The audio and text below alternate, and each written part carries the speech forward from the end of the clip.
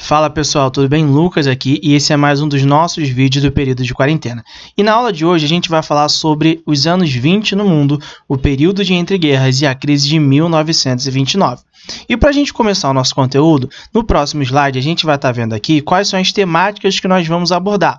Primeiro a gente vai começar falando sobre o início do século 20, iremos depois passar para a década de 1920 e terminaremos a nossa aula falando sobre a crise de 1929, quando há a quebra da Bolsa de Nova York, e isso vai ser uma das maiores crises econômicas da história mundial. Beleza? Então a gente vai seguir essa linha de pensamento, porém a partir de agora a gente vai começar falando sobre o início do século 20.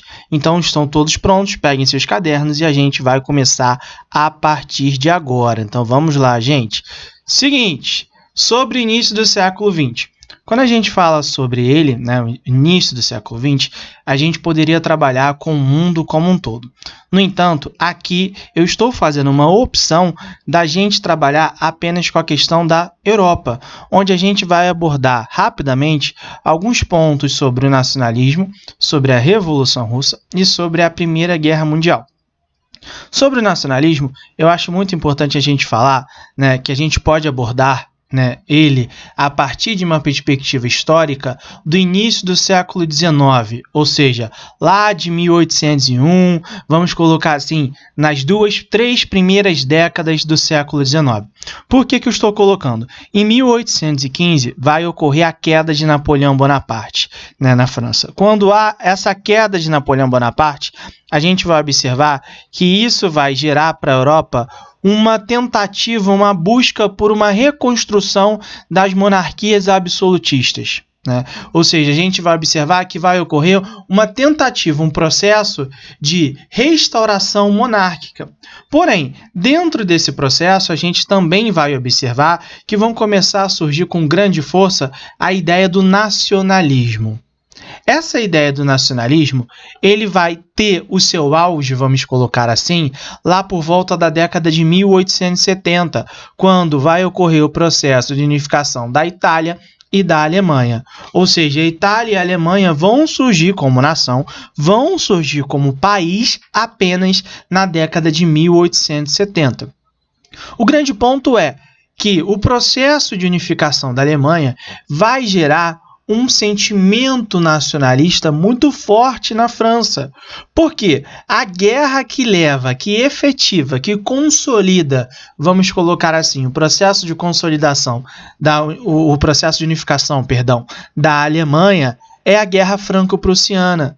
Então, os franceses são derrotados pelos alemães e esta derrota faz com que a Alemanha se torne um país. Não à toa, a gente vai observar que o Tratado de Reconhecimento da Alemanha como um país é assinado em Versalhes, o Tratado de Versalhes. Então a gente vai começar a observar que, conforme vai se desenrolando o século XIX, conforme a gente vai observando que está se desenrolando o período do imperialismo, esses nacionalismos que começam a surgir durante esse século e são intensificados por conta de processos de unificação, eles vão se intensificando cada vez mais a partir das rivalidades em busca de territórios, tanto no continente africano quanto no continente asiático. Não à toa a gente vai observar que, em 1905, já há a crise do Marrocos entre Alemanha e França, uma disputa territorial, em relação ao território do Marrocos por parte da Alemanha e da França. E aí são esses nacionalismos, além desse, mas também a ideia do pan-eslavismo, que vai gerar, lá em 1914, a Primeira Guerra Mundial. Lembrando que o nacionalismo ele não é a única causa, para a Primeira Guerra Mundial. Há uma série de fatores e que a gente já trabalhou em uma das nossas aulas e a gente não vai falar aqui. Beleza? Então, dito um pouquinho sobre o nacionalismo, agora a gente pode falar um pouquinho sobre a Revolução Russa. O que a gente tem que lembrar que a gente também já trabalhou nas nossas aulas. Então, não vou me prolongar. No início do século XX, a gente vai observar que vai ocorrer dentro da Rússia um processo de desgaste da monarquia absolutista, que era controlada pelo czar Nicolau II. Então, Ali a gente vai notar que por conta desse desgaste e a entrada da Rússia na Primeira Guerra Mundial, uma série de fatores, em 1917, tá, vão ocorrer as duas revoluções, a Revolução de Fevereiro e a Revolução de Outubro, que fez com que entrasse ao poder Vladimir Lenin, né, liderando o partido bolchevique. Tá? Então, a gente tem esses dois aspectos. Porém, para a gente, o aspecto que eu quero abordar, apontar um pouquinho, porque tem mais a ver com o nosso conteúdo dos anos 20 no mundo, é a Primeira Guerra Mundial, que a gente vai falar a partir de agora. Sobre a Primeira Guerra Mundial, gente, o que a gente tem que entender? Né? Isso aí a gente já falou também, mas eu vou revisitar um pouquinho aqui, porque eu acho interessante a gente sempre lembrar disso, tá? Foi um confronto marcado pelas alianças opostas, aquilo que a gente já tinha colocado, de que na guerra tinha a Tríplice Aliança e a Tríplice Entente. Tríplice Aliança era formada pela Itália, Império Austro-Húngaro e a Alemanha. Porém, quando ocorre a guerra em 1914, a Itália ela sai da Tríplice Aliança e assume uma posição de neutralidade, saindo dessa posição de neutralidade apenas no ano de 1915, quando ela vai para o lado da Tríplice Entente por receber a promessa de que teria terras no continente africano. Tá? Do outro lado, como eu já coloquei, havia a Tríplice Entente, que inicialmente era composta pela Inglaterra, França e a Rússia. Porém, no ano de 1917, a gente vai observar que a Rússia vai sair por conta de estar fazendo uma revolução interna, que era a Revolução Russa, e no lugar dela, não é combinado, tá bom, gente? Vai entrar os Estados Unidos, por ter a ameaça de ser bombardeado, de ter seus navios comerciais bombardeados, e por um temor também de perder dinheiro, de não recuperar o dinheiro que havia emprestado aos países da Tríplice Entente, tá? Então a gente vai ver que tem esses dois lados. Também a gente já falou na nossa aula anterior sobre a Primeira Guerra Mundial que o conflito ele é marcado em duas fases. A primeira fase é a Guerra de Movimento, tá? Que vai durar entre agosto de 1914 até novembro. E a segunda fase é a Guerra de Trincheiras, que vai ser a fase mais demorada do conflito, ocorrendo de novembro de 1914 até novembro de 1918, quando ela vai chegar ao seu fim, quando a guerra chega ao seu fim efetivo com a vitória da Tríplice Entente. Após a guerra, qualquer conflito, gente, a gente sempre tem que lembrar disso, existem os tratados pós-guerra. Geralmente a gente tende a falar que esses tratados são de paz, porém, nem sempre a gente pode dizer que tratados de pós-guerra são tratados de paz. Vide o tratado pós-Primeira Guerra Mundial, no qual inicialmente tentou-se fazer os 14 pontos de Wilson, liderado pelo então presidente dos Estados Unidos, Woodrow Wilson, na qual ele defendia uma ideia de uma história, de uma vitória sem vencedores. Porém, os países que participavam da Tríplice Entente não aceitaram isso. Eles queriam ter uma paz com vencedores, porém, eles queriam mais do que isso, ter uma paz com um derrotado muito claro. E esse derrotado que eles queriam deixar bem explícito, bem exposto, era a Alemanha. E assim foi feito. A partir do Tratado de Versalhes, a gente vai observar que a Alemanha ela vai ser extremamente humilhada. Ela vai ser colocada como a culpada da guerra, mesmo não tendo iniciado esse conflito. Ela vai ter que se desmilitarizar, ela vai ter que devolver territórios para a França, ela vai ter que pagar uma indenização. E essa indenização, gente, ela é pesadíssima. Eles só conseguiram terminar de pagar em 2010. Então, repara, quase 100 anos depois que eles conseguiram parar de pagar a indenização imposta a partir do Tratado de Versalhes de 1914. Então, esse tratado ele não foi de paz. Ele foi um tratado que queria deixar explícito e que queria humilhar um país na qual França e Inglaterra temiam o seu crescimento econômico. Tudo bem até aqui? Então a gente já falou alguns desses aspectos na aula de Primeira Guerra Mundial. Não vou ficar me estendendo aqui. Porém, agora o que eu quero fazer com vocês? Eu quero tratar com vocês sobre a situação dos países pós-Primeira Guerra, que é extremamente importante. Por quê? A Primeira Guerra ela acaba em 1918, tá? E aí agora a gente vai começar a observar como os anos 20 vai se desenrolar de fato. Então, a partir de agora, a gente começa a trabalhar com a década de 1920. Ou seja, a gente já passou por aquele início do século 20, que era só uma introdução que a gente precisava fazer, uma introdução extremamente rápida mesmo, tá? E agora a gente vai começar a trabalhar com a década de 1920 efetivamente. Tudo bem? Então, vamos lá. Sobre a década de 20, o que a gente vai observar?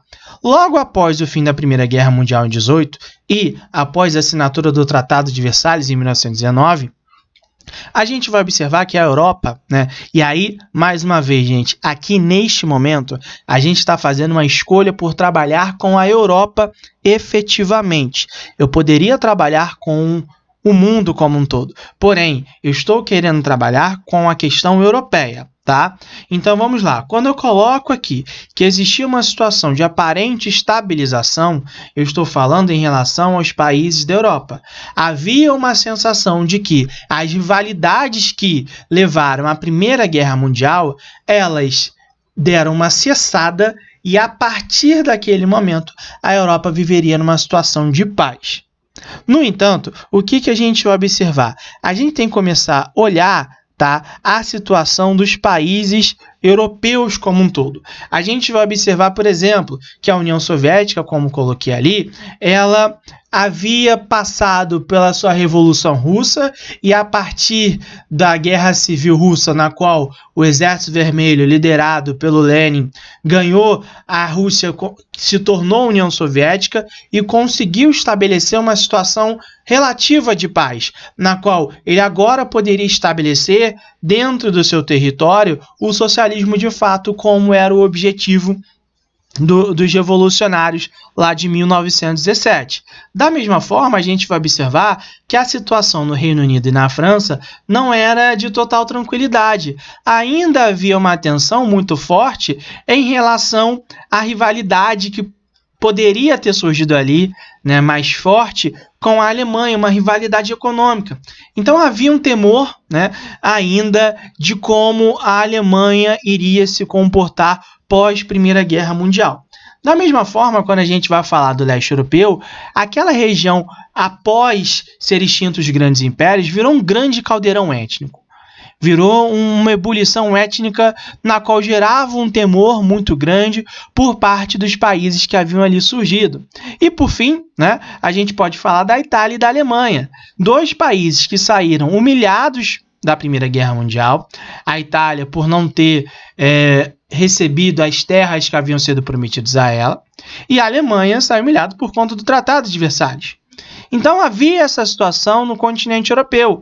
Não à toa, no ano de 1925, conseguiu-se assinar por conta dessa situação de aparente estabilização, o Tratado de Locarno, no qual ele tinha como objetivo reafirmar as fronteiras existentes entre os países europeus, tentar impor, né, se fosse necessário, que os países eles não poderiam interferir nas fronteiras, ou seja, não poderiam avançar nas fronteiras. Então, aquelas motivações que levaram à Primeira Guerra Mundial, algumas delas, no caso, né, que é a questão da divisão das fronteiras, dos territórios, o Tratado de Locarno estava tentando dar um freio para que caso viesse a ocorrer novamente. No entanto, gente, nessa aula aqui, por mais que a gente esteja falando nesse iniciozinho de Europa, não é o nosso ponto central. Por isso que a gente vai pegar esse aviãozinho aqui, ó, que surgiu na nossa tela e vai viajar em direção aos Estados Unidos. Porque hoje a nossa aula ela vai ter um foco maior em relação à questão dos Estados Unidos. Então vamos lá para os Estados Unidos efetivamente. O que a gente precisa entender sobre os Estados Unidos, gente. Vamos lá. Durante a década de 20, eles vão passar por 2 governos republicanos. Primeiro, do Warren Harding, entre 21 a 23, quando ele tem um problema de saúde e morre, e no lugar dele vai assumir o seu vice, Calvin Coolidge, que vai governar o restante do mandato do Warren Harding, e ele vai conseguir se eleger e vai ser presidente dos Estados Unidos até o ano de 1929. Pós Primeira Guerra Mundial, os Estados Unidos ele vai começar a defender um retorno à normalidade. Reparem que eu coloquei essa normalidade com aspas, porque é muito complicado a gente dizer o que é normal ou não. Normal é uma ideia subjetiva, não é uma ideia objetiva efetivamente. O que é normal para um grupo político pode ser anormal para o outro, tá? Então, por isso que eu coloquei essa normalidade entre aspas. E aí eu vou explicar o que seria a normalidade para os republicanos, porque é necessário que a gente entenda isso, tá? Então, vamos lá. Então, eles defendiam um retorno à normalidade e a ideia de um fortalecimento econômico. Como que eles fariam isso? Então, eles vão adotar uma postura isolacionista e conservadora. O que eu quero dizer com isso? Que pós Primeira Guerra Mundial, os Estados Unidos ele vai adotar uma postura de se isolar em relação à Europa, principalmente, mas a gente coloca, os Estados Unidos vai se isolar em relação ao mundo. Só que esse isolamento em relação ao mundo é basicamente em relação às questões políticas da Europa. E, a partir desse isolamento político, eles vão passar a adotar uma postura conservadora, na qual eles afirmavam, na qual eles alegavam, que eles tinham como objetivo recuperar valores genuinamente americanos. E aí a pergunta que você deve estar se fazendo agora, se não está, deveria estar fazendo, é o seguinte: quais são esses valores genuinamente americanos? Então, os republicanos, através do Warren Harding e do Calvin Coolidge, eles tentam defender essa ideia, de que os valores americanos estão associados lá com o período da colonização, né, do homem branco, homem protestante, anticatólico, né? Então eles começam a defender justamente essas ideias. Eles querem um retorno ao clássico do americano, para eles, obviamente. Por isso, eles vão começar a observar, eles vão começar a defender também um combate às ideias consideradas subversivas. O que seriam essas ideias subversivas que a gente tem que ter como noção? Pós Primeira Guerra Mundial, a gente vai observar que como o continente europeu estava totalmente quebrado, o continente ele estava completamente desgastado, a gente vai notar que o processo de emigração da Europa para outras regiões do globo terrestre vai ser muito intensa. E dentro dessa emigração, os que vão receber mais imigrantes é os Estados Unidos, é a América como um todo. Porém, aqui a gente vai dar um foco maior, obviamente, aos Estados Unidos. E muitos desses imigrantes que chegavam em território estadunidense, eles eram trabalhadores e tinham um sonho de conquistar a América. O que seria esse sonho de conquistar a América? De refazer, de reconstruir as suas respectivas vidas, trabalhar ali, conseguir ganhar dinheiro. Porém, muitos desses trabalhadores eles vinham com ideias consideradas subversivas naquela época, que eram ideias anarquistas e ideias socialistas. Então a gente começa a observar que esse governo republicano vai fazer um intenso combate a essas ideias subversivas. E, para combatê-las, ele vai começar a proibir ou a reduzir cada vez mais a entrada de imigrantes em território dos Estados Unidos. Além de fazer esse isolacionismo, adotar esta postura conservadora, combater ideias tidas como subversivas, os Estados Unidos ele vai empreender uma campanha de moralização e anticorrupção. Como que vai ser essa campanha de moralização e anticorrupção, Lucas? Vou explicar para vocês. Reparem só que eu coloquei aqui.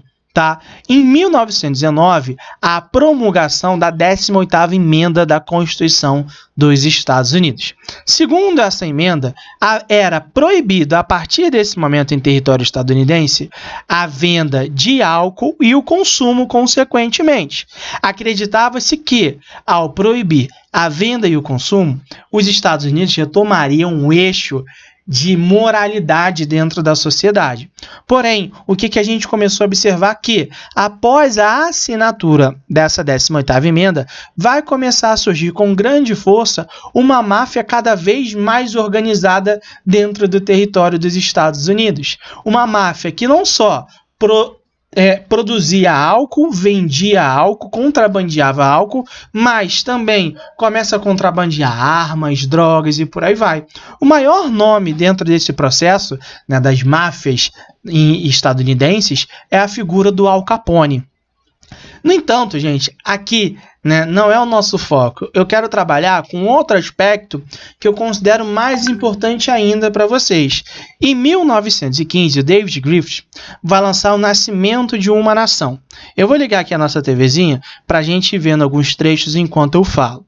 Em Nascimento de uma Nação, ele conta uma história sobre o pós-1865. Lembrando, em 1865, ocorreu nos Estados Unidos a Guerra de Secessão. Essa Guerra de Secessão foi entre o Norte e o Sul. O grande motivo, a grande questão em relação a esse conflito foi a abolição da escravidão ou não. O Norte era um defensor da escravidão, enquanto o Sul era um defensor... Perdão, gente. O Norte era um defensor do fim da escravidão, enquanto o Sul era uma grande defensora da manutenção da escravidão. E aí, o que a gente vai observar? Essa Guerra de Secessão, ela acaba com a vitória do Norte e a escravidão ela é abolida através da 13ª emenda. Inclusive, existe um documentário muito bom que vocês podem assistir em relação à 13ª emenda dos Estados Unidos, que o nome é 13ª emenda e está na Netflix, tudo bem? Quem tem, né, acesso pode assistir lá. Não sei se no YouTube alguém colocou, mas é um documentário que é excelente, gente. Mas vamos lá. Em O Nascimento de uma Nação, ele está contando essa história sobre o pós-processo de abolição dos Estados Unidos. E aí, dentro do filme, eles fazem uma menção à Ku Klux Klan, tá? A KKK, como a gente pode chamar. A KKK, ela é tratada como uma organização que era apenas uma defensora dos brancos que tentava impor a moral novamente nos Estados Unidos. Moral esta que havia se perdido a partir do momento em que os negros eles foram, né, libertados da escravidão.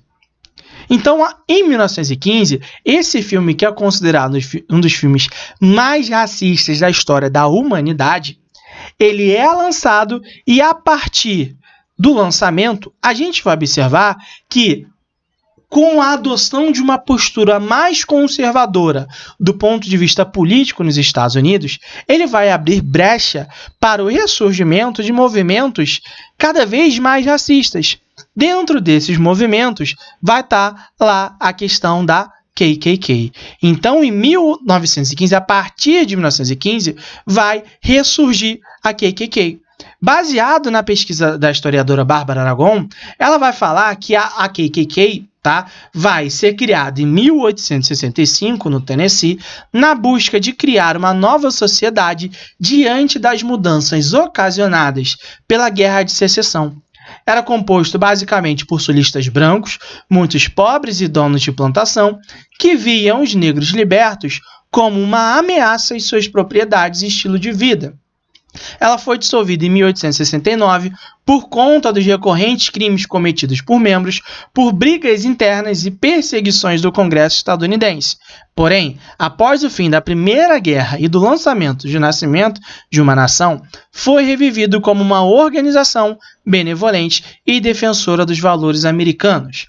Nesse sentido, passaram a lutar contra os negros e as práticas tidas como anti-americanas, muitas dessas associadas a negros, como alcoolismo, prostituição, promiscuidade, festas noturnas. Era a defesa do True American.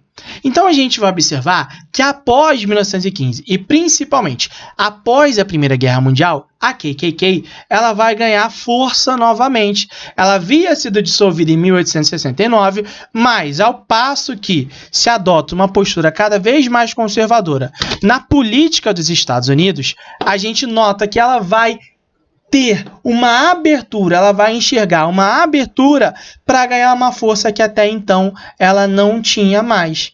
Então a gente começa a notar que a década de 1920 nos Estados Unidos é uma década que, do ponto de vista político, ela é extremamente conservadora, mas a gente vai observar que, do ponto de vista econômico, eles vão adotar uma postura que vai ser cada vez mais liberal. E aí essa postura liberal com certeza vai trazer diversos problemas para os Estados Unidos e que a gente vai ver a partir de agora, tá? Então vamos lá, gente. Seguinte, sobre a economia. No pós-Primeira Guerra Mundial, a gente vai observar que a Europa ela estava economicamente destroçada, enquanto os Estados Unidos estava alçando a uma condição de potência. Primeiro, porque não teve a sua economia destruída, né, do ponto de vista físico, produtivo, que eu estou querendo dizer, e, ao mesmo tempo, quem mais se beneficiou com a guerra foi os Estados Unidos, que ofereceu uma série de empréstimos aos países membros da guerra, e esses países eles foram, né, aderindo à causa, necessário cada vez mais empréstimos. Então a gente vai observar que, no pré-Primeira Guerra Mundial, os Estados Unidos ele estava numa situação de devedor.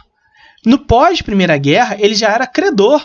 Ou seja, os países europeus estavam devendo aos Estados Unidos a partir daquele momento. E aí, dentro desse processo de isolacionismo que os Estados Unidos adotam, o que eles vão começar a fazer? A partir de agora, eles vão diminuir os impostos para as empresas estadunidenses, enquanto eles estão aumentando as taxas alfandegárias.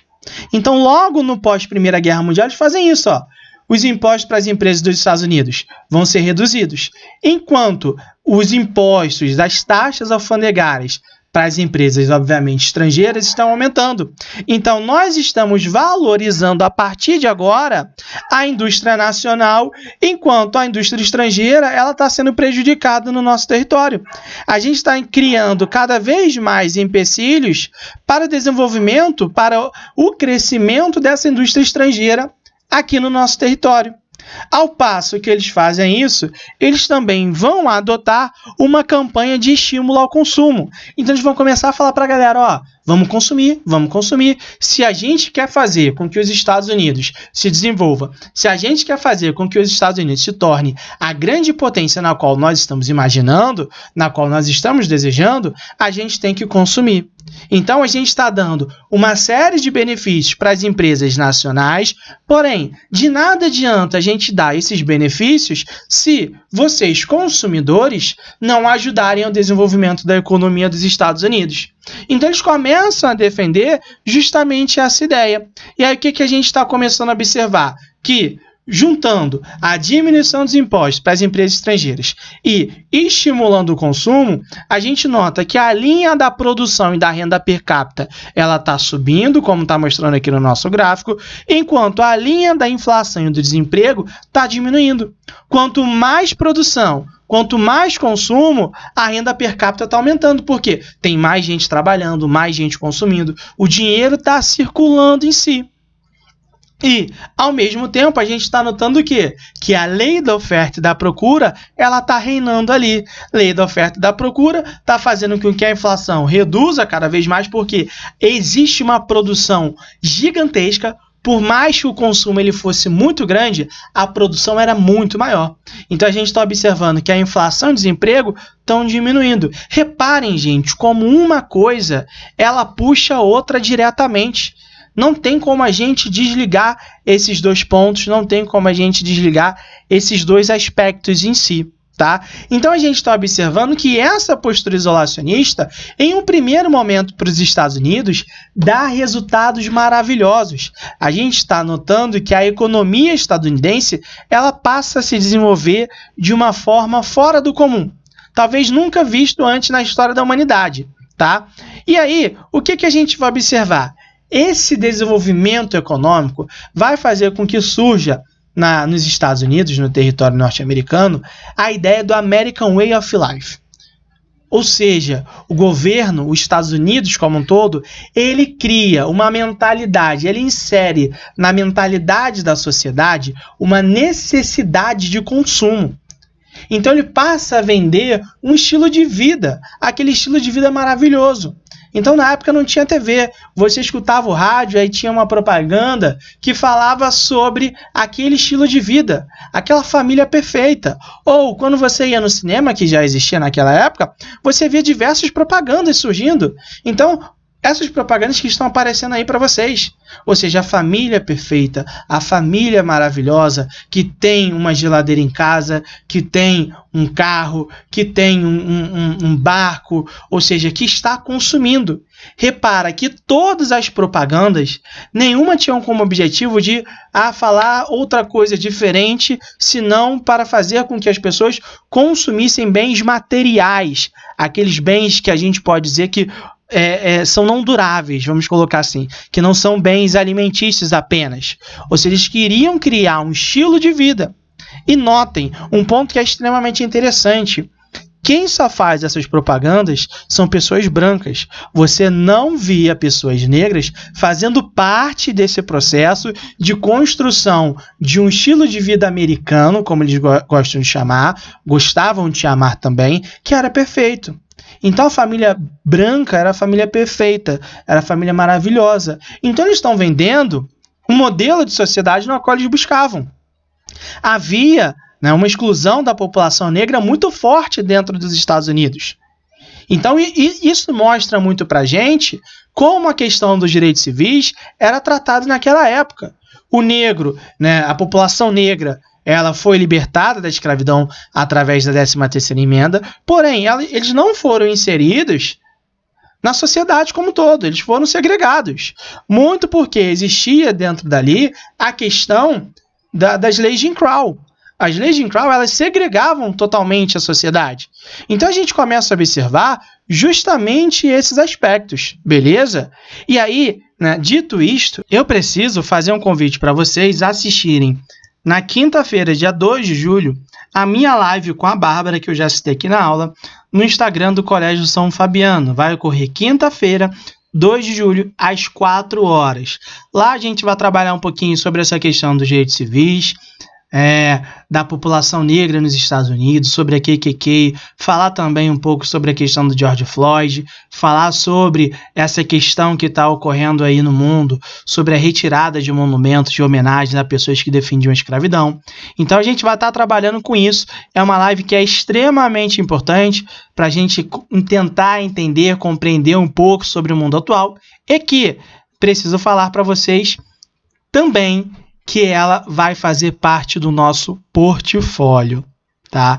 Então, a live vocês terão que assistir e fazer uma resenha para o nosso portfólio de História, Sociologia e Filosofia. Então, ela vai ser extremamente necessária para a gente. Beleza, galera? Então, prosseguindo aqui, era isso que a gente tem que entender sobre essa questão do American Way of Life. Então eles passam a vender um estilo de vida. Era extremamente necessário abordar, apontar esta questão para a gente entender como os Estados Unidos desse momento ele vai funcionar. Então, enquanto a gente observa que, do ponto de vista econômico, eles estavam defendendo uma não interferência do Estado na economia, ou seja, eles estavam diminuindo impostos, essas questões como um todo, essa não interferência servia para vender um padrão de sociedade que estava de acordo com os objetivos políticos conservadores da sociedade, com os objetivos conservadores dos republicanos como um todo. Então, repara, não estou interferindo, mas o modelo de sociedade que o mercado está vendendo é um modelo alinhado àquela ideia do americano branco, protestante, essas coisas como um todo. Então, a gente está observando que a política está intrínseca nessa questão com a questão mercadológica, com a questão comercial, com a questão econômica. Então a gente começa a observar justamente essas questões em relação à política dos Estados Unidos como um todo, tá? Mas vamos prosseguir aqui a nossa aula. E aí, o que a gente vai observar? Em 1924 vai ocorrer o Plano Dawes, tá? Esse plano ele tinha como objetivo fazer uma reconstrução da dívida da Alemanha. Então a gente vai observar que a partir de 1924, os Estados Unidos ele vai fazer empréstimos para a Alemanha, isso vai equacionar a dívida que a Alemanha tinha, ou seja, está conseguindo reestruturar a economia dos Estados Unidos. Porém, isso vai criar uma dependência deles em relação ao país norte-americano. Então a gente vai notar que, de certa forma, mesmo que indiretamente, os Estados Unidos está controlando a economia da Alemanha. E aí, a gente vai observar que, neste período de 1925 até 1929, os Estados Unidos ele vai passar por uma intensidade econômica muito forte. Repara que eu coloquei aqui no gráfico para vocês que vai ter um crescimento no valor dos títulos de ações na Bolsa de Nova York. Então, a gente está observando que tem um crescimento econômico e que para a Alemanha isso é bom, porque se havia uma dependência da Alemanha em relação aos Estados Unidos, conforme os Estados Unidos crescia, a Alemanha crescia também. Então, a gente vai notar que a partir de 1924, não só a Alemanha, mas uma série de países europeus vão ter suas economias se recuperando no nível muito bom. Então, a gente está observando que aquela crise decorrente da Primeira Guerra Mundial, ela está aos pouquinhos perdendo a força que ela conquistou lá por volta de 1919 até 1921. Mas, o que a gente tem que entender? Como que se dá esse crescimento econômico dos Estados Unidos? Primeiro, ele vai se dar por conta de que não havia um controle estatal. Lembra que eu falei que os Estados Unidos está adotando uma política liberal na economia? Então, os Estados Unidos ele não vai tentar, de forma alguma, ter algum tipo de controle em relação ao crescimento da economia. Por isso, a economia ela vai crescer de uma forma exorbitante. Só que isso vai ter alguns problemas que a gente vai ver mais à frente, tá? Da mesma forma, a gente está notando que essa economia ela vai se desenvolver a partir de investimentos feitos através de empréstimos. Então, repara, ninguém tinha dinheiro efetivamente. O que a gente está observando é que os investidores eles estão pegando empréstimos e, através desses empréstimos, eles estão tentando se desenvolver economicamente. Isso é bom? É bom, tudo bem. O grande problema é, se ocorre uma crise, esses investidores eles não tinham dinheiro, né? Eles não tinham dinheiro nenhum. O dinheiro que eles tinham era decorrente de empréstimos. Então, né, em alguma crise econômica que viesse a ocorrer, o dinheiro iria todo para o ralo. E aí você não teria condições de pagar os empréstimos que haviam sido feitos. Isso geraria uma crise sem precedentes. Então, isso é um grande problema que poderia vir a surgir. E é justamente isso que vai acontecer. Eu não estou falando isso à toa, porque a partir de agora, a gente vai trabalhar com a questão da crise de 1929. A gente vai começar a chegar no fim da nossa aula, tá? Então, vamos lá, gente. Seguinte, sobre a crise de 1929. A gente tem duas possíveis explicações.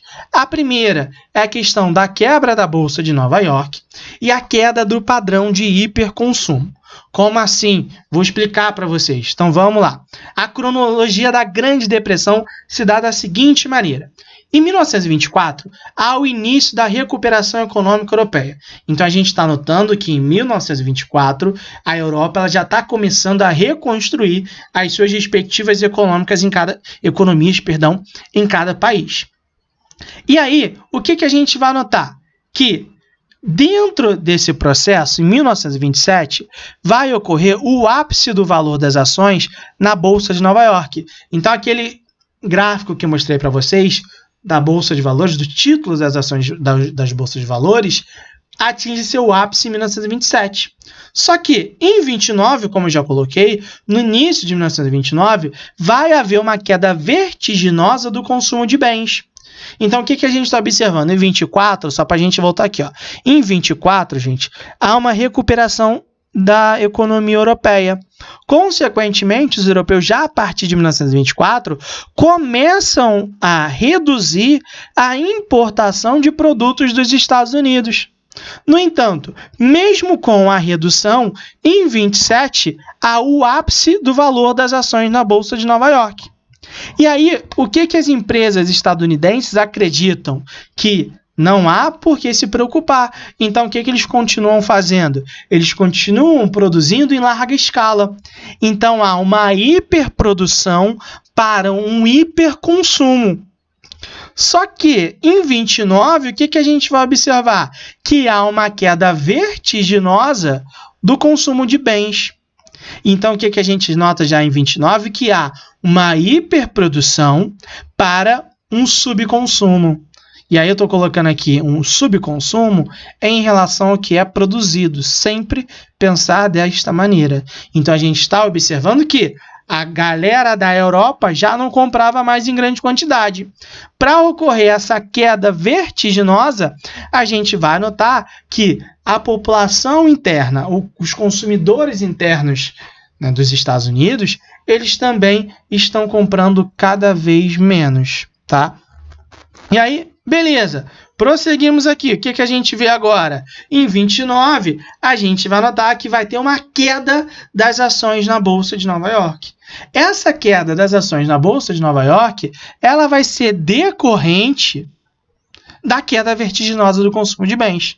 E aí, isso vai ficar claro para a gente quando, 24 de outubro, vai ocorrer a quebra da Bolsa de Valores, vai ocorrer a quebra da Bolsa de Nova York. Como que se dá essa quebra? Reparem o gráfico que eu coloquei aqui para vocês. A gente vai notar que, como não está tendo muito consumo, os donos das ações de empresas vão tentar vender as ações cada vez mais, que é essa linha meio amarela que vocês estão vendo. Enquanto eles tentam vender, jogam no mercado cada vez mais ações, consequentemente, o valor dessas ações e das empresas, obrigatoriamente, ela vai reduzir. É a lei da oferta e da procura, gente. Quanto mais produto no mercado, menor tende a ser o seu preço. E aí, quanto mais ações no mercado, menor tende a ser o valor dessas ações e, consequentemente, o menor será o valor das empresas também. E aí, obviamente, quem vai ser mais afetado por esse valor muito baixo das ações das empresas são os bancos, porque eles que eram os responsáveis pela efetivação da linha de crédito. Lembra que eu falei que muitos vão pegar empréstimos para investir nas bolsas de valores, para investir em ações das bolsas de valores? Aí que está o grande problema, porque quem pegou empréstimo viu esse dinheiro se perder todo nas bolsas de valores e, logo, como consequência, não tinha como pagar os bancos. E aí os bancos, obviamente, o que aconteceram? Eles foram quebrando. Por quê? Eles emprestaram dinheiro e não viram esse dinheiro voltar. Logo, o que a gente está observando? Os bancos não têm mais dinheiro, não estão recebendo mais dinheiro, e isso vai afetar diretamente, vai criar um efeito dominó na economia como um todo. O que a gente vai observar? Que na prática vai ocorrer uma diminuição da atividade industrial, enquanto o desemprego ele vai se intensificar. Esse efeito dominó ele vai gerando consequências em diversas áreas da economia. Por exemplo, empresas vão começar a falir, e aí começa um grande ponto que é extremamente importante da gente pensar. Vai ocorrer, a partir de então, uma exportação global da crise. Porque lembra do plano lá econômico de 1924, o plano Dawes? Esse plano fazia com que a Alemanha fosse dependente economicamente dos Estados Unidos. Então, uma crise que ocorresse nos Estados Unidos afetava diretamente a economia da Alemanha. Porém, os Estados Unidos tinham ligações econômicas com outros países do mundo. Então, a gente vai observar que a crise que ocorre nos Estados Unidos ela vai ser exportada para o globo terrestre como um todo. E aí a gente vai notar que essa crise ela vai trazer diversas outras consequências. Porém, em relação aos Estados Unidos, ela vai intensificar a pobreza, e o mais curioso de tudo vai ser que vai mostrar a grande contradição do American Way of Life. Como assim a grande contradição? Através dessas duas imagens. Né? Uma fila de emprego gigantesca, né? Em frente a um outdoor que tinha como objetivo fazer a propaganda daquele estilo de vida americano maravilhoso. E outras imagens que são assim tristes demais. Pessoas vendendo carros por $100 porque tinha perdido todo o dinheiro na Bolsa de Valores, pessoas pedindo emprego. Então a gente está observando, né, que essa crise econômica, a não interferência do Estado na economia, levou justamente à intensificação de uma crise que ela era previsível. dentro dos Estados Unidos, porque não havia esse controle, ou seja, as pessoas faziam de acordo com as suas necessidades, de acordo com as suas vontades. E, obviamente, em algum problema, isso poderia gerar, em algum momento, isso poderia gerar algum problema. E problema em proporções mundiais, como foi que acontece justamente ali em relação aos Estados Unidos. E aí, qual vai ser a maneira de tentar resolver esse problema? E aí a gente está começando a chegar no nosso fim da aula, finalmente estamos chegando no fim, fica aí mais um pouquinho que a gente já está terminando, tá? Como que a gente vai resolver esse problema? A gente vai resolver esse problema através da figura do Herbert Hoover, que ele vai tentar encontrar maneiras de resolver a questão econômica, mas vai fracassar. E aí, por isso, no lugar dele, vai assumir o democrata Franklin Delano Roosevelt, presidente dos Estados Unidos, eleito presidente dos Estados Unidos. Durante o governo dele, ele vai tentar buscar no economista John Maynard Keynes ideias para tentar resolver a crise econômica dos Estados Unidos como um todo. O John Maynard Keynes, ele vai revisitar os princípios do liberalismo clássico e vai defender uma maior intervenção do Estado como forma de equilibrar a economia. Ou seja, o que o Keynes está falando para a gente? Que, por mais que nós defendamos o capitalismo, que é o que ele falava, ele era um defensor do capitalismo, ele não pode deixar que o Estado não interfira na economia.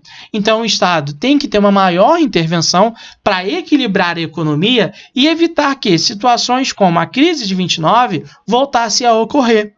Então, ele começa a defender justamente essa ideia.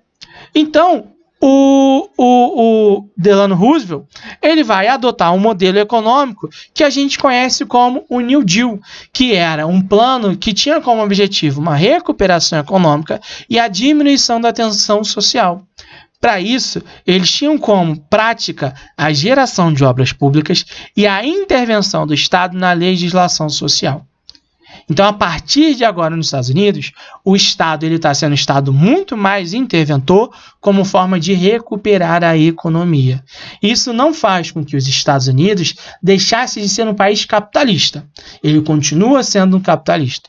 Mas, ao mesmo tempo, com uma intervenção do Estado para garantir que o capitalismo predomine, principalmente em relação ao socialismo, que estava ganhando força no mundo como um todo e que não havia passado pela crise de 29 por conta do planejamento estatal.